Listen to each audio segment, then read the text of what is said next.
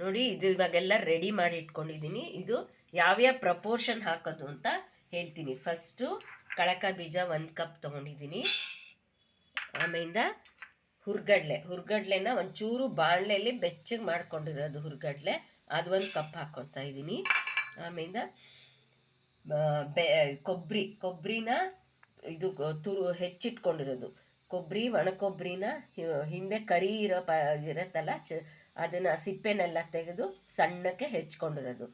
ಒಣ ಕೊಬ್ಬರಿನ ನೀವು ಎರಡನ್ನೂ ಕಟ್ ಮಾಡಿಬಿಟ್ಟು ಒಂದು ಗಿಟ್ಕನ್ನು ಒಂದು ಸಣ್ಣ 2 ಬಟ್ಲಿರತ್ತಲ್ಲ ಅದನ್ನು ಒಂದು ಸಣ್ಣ ಬಟ್ಟೆನಲ್ಲಿ, ಒದ್ದೆ ಬಟ್ಟೆನಲ್ಲಿ ಒಂದು ಸ್ವಲ್ಪ ಹೊತ್ತು ಸುತ್ತಿಟ್ಬಿಟ್ರೆ ಅದು ಸಿಪ್ಪೆ ಎಲ್ಲ ಮೆತ್ತಗಾಗಿರುತ್ತೆ, ಬೇಗ ತುರ್ಕೊಳ್ಬೋದು ಈಸಿಯಾಗಿ. ಹಾಗೆ ಮಾಡಿ ನಾನು ಇದನ್ನು ಹೆಚ್ಚಿಟ್ಕೊಂಡಿದ್ದೀನಿ.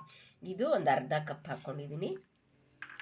ಅರ್ಧ ಕಪ್ಪು ಬೆಲ್ಲ, ಸ್ವಲ್ಪ ಒಂದು 1/4 ಕಪ್ಪಷ್ಟು ಎಳ್ಳು, ಇಷ್ಟು ಹಾಕಿ ಇದು ಮಿಕ್ಸ್ ಮಾಡ್ಕೊಳ್ಳೋದೆ ನಾವು ಎಳ್ಳು ಬೆಲ್ಲ ನಾಳೆ ಹಬ್ಬ ಇದೆ, ಸಂಕ್ರಾಂತಿ ಹಬ್ಬಕ್ಕೆ ಕೊಡೋಕ್ಕೆ ರೆಡಿ ಮಾಡಿಕೊಂಡು ಇರೋದು. ಇದೇ ಪ್ರಪೋರ್ಷನ್ನು ಹಾಕ್ಕೊಂಡ್ರೆ ಚೆನ್ನಾಗಿರುತ್ತೆ.